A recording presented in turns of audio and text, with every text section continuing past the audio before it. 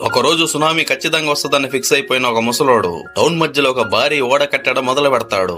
అంత ఎత్తైన చోట ఓడ కడుతున్నాడని చూసి జనం అతన్ని ఎర్రిపప్ప బాయిలో కప్ప అనుకున్నారు. న్యూస్ కవర్ చేయడానికి వచ్చిన వాళ్ళ ముందే ఆ ముసలోడిని జనం బేభత్సంగా ఎక్కిరించేశారు. అయినా ఎవరు నమ్మినా ఎవరు నమ్మకపోయినా తను ఎవరి మాట వినలేదు. తలంతా తెల్లగా పండిపోయేదాకా ఆ ఓడ కడుతూనే ఉన్నాడు. ఒక్కరోజు ఒక్కసారిగా జంతువులన్నీ వచ్చి అతని పనిలో దూకేశాయి. ఎట్టకేలకు ఆ ఓడ సరైన సమయానికి తయారైంది. ఏ రోజు ముంపు వస్తుందనుకున్నాడో ఆ రోజే జంతువులన్నీ వరుసగా ఓడెక్కేశాయి. అప్పుడే ఆ ముసలోడు జనాలందరినీ ఓడెక్కమని గట్టిగా వార్నింగ్ ఇచ్చేశాడు. కానీ ఎవడు అతని మాట వినలేదు.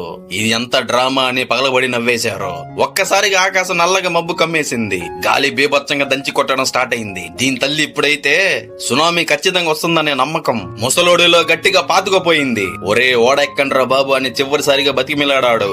కానీ ఎవడు లెక్క చేయలేదు. ఇంకొన్ని నిమిషాల్లోనే ఎక్కడో దూరం నుంచి ధడేల్మనే భయంకరమైన శబ్దం వినిపించింది. ఊరి మీద ఉన్న పెద్ద డ్యాం ఆ నీటి ఒత్తిడికి తట్టుకోలేక చివరికి పగిలిపోయింది. అదే క్షణంలో కొండంత వరద ఉగ్రంగా టౌన్ మీదకు దూసుకొచ్చింది. జనం గజ గజ వణికిపోయి ప్రాణాల కోసం ఉరుక్కుంటా ఆ ముసలోడు కట్టిన భారీ ఓడ ఎక్కేశారు.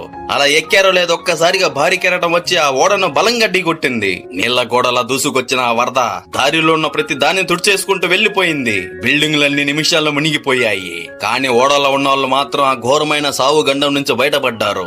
ఆ తర్వాత ఆ నాయలందరికీ తెలిసింది ఇదంతా ముసలోడు కట్టిన భారీ ఓడ వల్ల సాధ్యమైందని.